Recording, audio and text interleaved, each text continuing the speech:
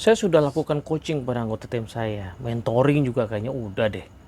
Saya udah kasih feedback, saya udah ya delegasi pekerjaan dengan harusnya sih logikanya cukup efektif ya. Saya pakai why what how kok gitu. Cuman kenapa ya anggota tim saya tuh nggak langsung berubah perilakunya gitu, atau paling tidak nggak signifikan lah perubahannya gitu.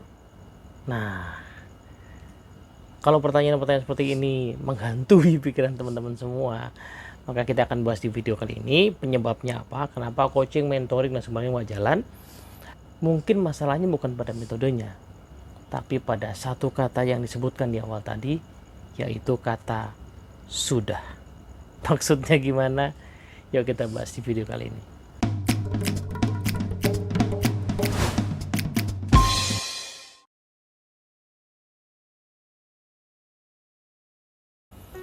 Oke, assalamualaikum warahmatullahi wabarakatuh. Halo teman-teman semua, kita mau lanjutin ya serial leadership kita. Kali ini kita bahas ya, specifically kita akan diskusi soal feedback.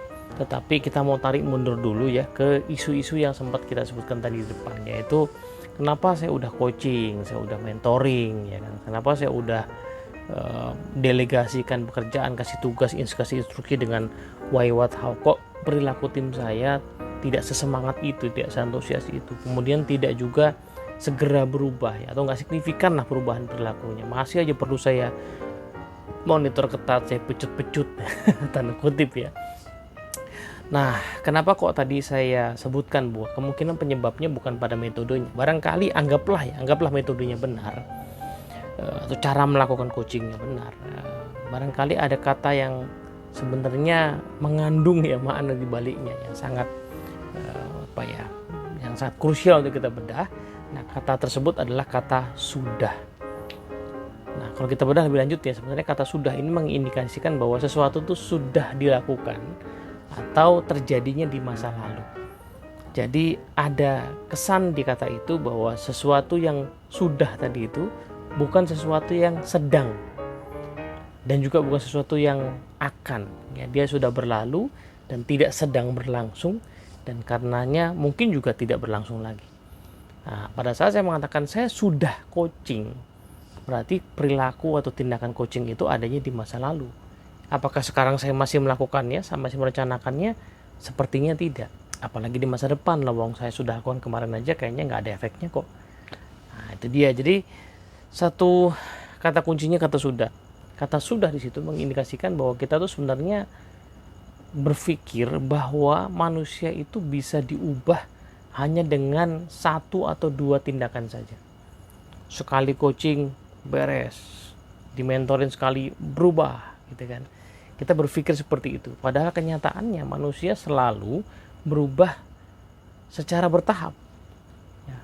Yang akan membuat sebuah hasil atau pencapaian itu sustain, atau yang akan membuat sebuah pencapaian itu bisa ya terpenuhi itu.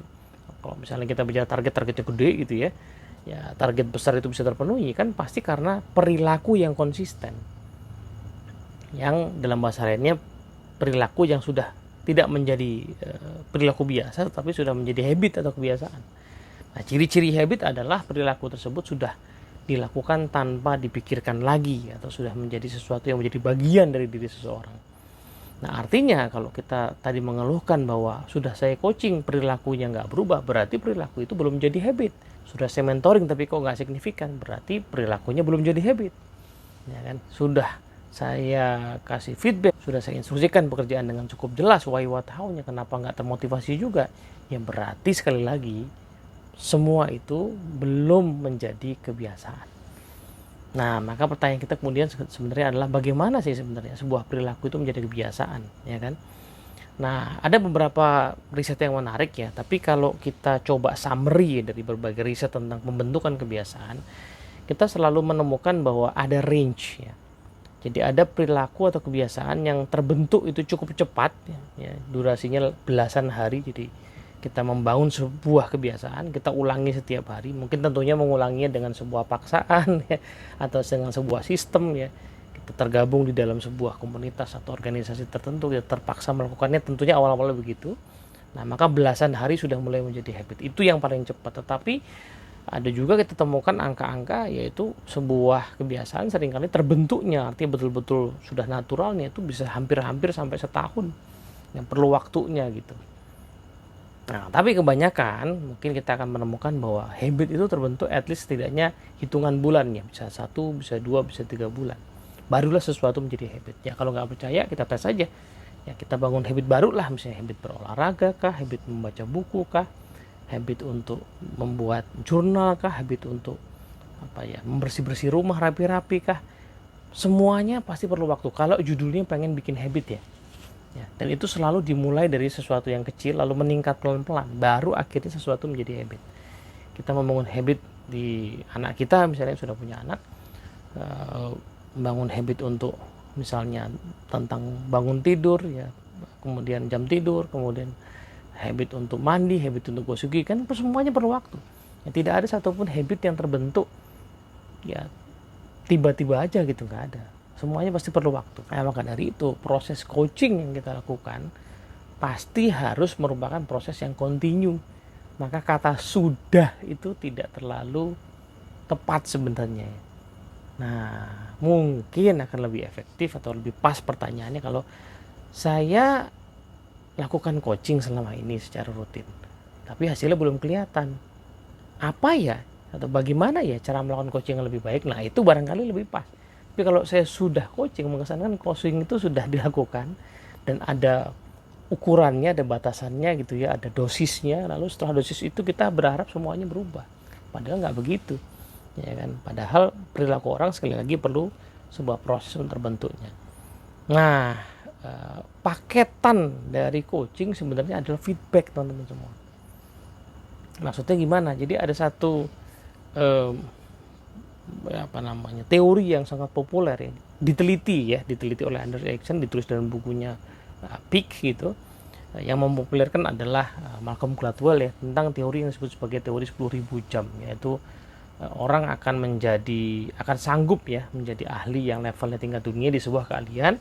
Syaratnya adalah berlatih sebanyak 10.000 jam, tetapi tidak sembarang latihan, melainkan 10.000 jam itu adalah akumulasi dari latihan yang istilahnya deliberate practice ya, latihan yang ditingkatkan secara reguler dosisnya.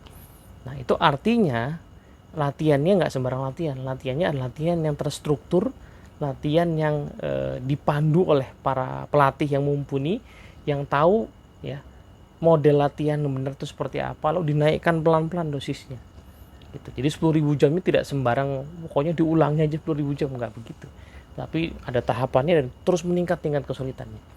Nah, itulah yang disebut sebagai teori 10.000 jam yang sebenarnya gitu ya. Nah, disitulah jelas bahwa proses coaching dan feedback itu sesuatu yang memang tidak terpisahkan.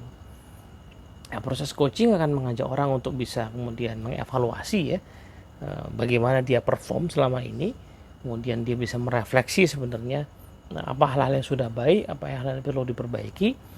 Nah, tapi namanya coaching kan bicaranya baru di tataran ide ya, atau paling banter di tataran semangat atau perasaan. Nah, begitu orang turun ke lapangan, nah di lapangan itulah ya, si perilaku baru yang direncanakan, tindakan baru yang direncanakan, ide baru yang direncanakan akan bertemu dengan kebiasaan lama yang sudah kadung ada. Ya, akan bertemu dengan lingkungan sosial, akan bertemu dengan sistem sosial, norma gitu kan. Aturan budaya organisasi ya, kondisi industri. Nah, disitulah si orang yang atau anggota tim kita yang pengen membangun habit baru pasti perlu melakukan adjustment dari idenya tadi. Pas mau dipraktekkan pasti melakukan adjustment. Nah, pada saat dia real mau mempraktekkan adjustment itu tentunya tidak langsung mulus. Disitulah kita perlu memberikan feedback. Nah, feedbacknya ada dua jenis. Ya kan? Feedback pertama adalah saat anggota tim kita melakukan sesuatu yang sudah on the right track seperti yang kita coachingkan, maka kita perlu memberikan penguatan supaya dia memahami bahwa oh, ini hal yang baik dan karenanya perlu saya teruskan gitu. Dalam bahasa psikologinya ada semacam positive reinforcement, penguatan akan hal-hal yang positif supaya dia punya kecenderungan untuk diulangi lagi. Itu yang pertama ya kan. Karena orang kadang-kadang kalau tidak menyadari bahwa dia bagus, maka dia nggak nggak sadar apa yang bagus dan akhirnya tidak terpikir untuk mengulanginya lagi. Nah, feedback yang jenis kedua adalah feedback yang sifatnya adalah pengarahan, yaitu feedback yang tujuan untuk mengarahkan sesuatu yang mungkin masih kurang seperti harapan kita. Nah, dua jenis feedback ini adalah feedback yang nggak bisa dipisahkan ya. Kita nggak bisa hanya kasih feedback penguat saja atau pengarahan saja. Ya, mari kita bayangkan orang yang hanya dikasih feedback penguat saja, maka dia nggak tahu bahwa dia masih harus menyempurnakan lagi keahliannya. Sebaliknya, orang yang hanya diberi feedback pengarahan saja, dia nggak tahu bahwa sudah ada hal-hal yang bagus, yang progres, sehingga dia nggak mengulangi. Padahal itu cara tercepat untuk bisa mengakselerasi kinerja kan gitu ya, mengulangi yang bagus lalu menambahi yang kurang gitu. Nah, disinilah sebenarnya penyebab ya kenapa kadang-kadang kita kasih feedback, kita kasih mentoring, kita kasih coaching ya, itu kok perubahannya nggak signifikan, karena semua proses ini harus berjalan secara kontinu ya, sampai momentumnya terbentuk, yaitu habit itu mulai jadi betul-betul kebiasaan, sesuatu yang memang tidak dipikirkan lagi kemudian berjalan begitu saja. Nah, kalau itu belum kejadian, berarti memang harus dilanjutkan. Coachingnya harus dilanjutkan, mentoringnya dilanjutkan, feedbacknya dilanjutkan. Nah, satu hal tentang feedback, feedback yang efektif ternyata adalah feedback yang berbasis data ya. Karena feedback yang efektif adalah feedback yang harus segera bisa di follow up gitu. Nah, di sini tantangannya, kadang-kadang si pemberi feedback, entah itu coach atau mentornya atau pimpinan, seringkali memberikan feedback secara umum gitu ya. Kamu kurang semangat, kamu kurang greget misalnya, caramu salah, nggak tepat. Nah, feedback seperti itu adalah feedback yang tidak efektif, karena orang yang mendengarnya tidak bisa merefer langsung bagian yang salahnya di mana, kurang semangat itu seperti apa, apalagi istilah kurang greget itu yang kayak gimana, sehingga nggak bisa langsung di follow up. Sehingga feedback itu bisa dibilang sebenarnya sia-sia ya. Orang yang bisa mengambil manfaat dari feedback semacam tadi hanya orang yang reflektif ya. Dia mikir sendiri, kenapa ya saya dibilang kurang bagus ya, dia renungkan sendiri, dia teliti, oh sepertinya ini ya. Tapi tidak semua orang seperti itu ya, jauh lebih banyak orang baper kalau dikasih feedback kayak gitu. Maka dari itu feedback yang sifatnya pengarahan adalah feedback yang harus berbasis data, sesuatu yang bisa diobservasi, sehingga yang mendapat feedback juga orangnya langsung bisa merefer kepada oke, ini poin yang kurang, dan langsung bisa memfollow up, diperbaiki gitu. Nah, begitu pula dengan feedback yang sifatnya penguat. Nah, feedback penguat karena fungsinya menguatkan, maka orang harus tahu mana yang bagus dan layak untuk di follow up, untuk dilanjutkan. Nah, maka dari itu pada saat memberikan feedback penguat juga perlu berbasis data. Pada saat kamu presentasi kemarin gitu misalnya ya, itu kamu membuka dengan sebuah data yang sangat mencengangkan. Nah, bagian itu tuh bagus banget. Kamu paham banget bagaimana mempresentasikan poin penting kepada audiens. Penggunaan data itu cakep.